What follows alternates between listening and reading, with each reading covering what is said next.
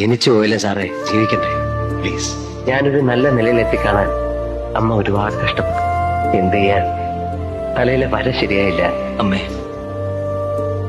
ജീവിതം എനിക്ക് കൈവിട്ടു പോകും. ഈ ബന്ധങ്ങൾ എന്നൊക്കെ പറയുന്നത് അച്ഛനമ്മമാർ ജീവിച്ചിരിക്കുന്നത് വരെയുള്ളൂ. അത് കഴിഞ്ഞാൽ എല്ലാം കഴിഞ്ഞു. ജീവിതത്തിൽ ആദ്യമായിട്ടാ ഒരാൾ എനിക്കൊരു കോടി വാങ്ങിച്ചത്. അതൊരാശാണ് കേട്ടാ, നല്ല വേഷം ധരിച്ചടക്കാൻ. പഠിക്കുന്ന കാലത്ത് 2 മുണ്ടും 2 ഷർട്ട് വിട്ടാ ഞാൻ ഒരു കൊല്ലം കഴിച്ചിട്ടുള്ളൂ.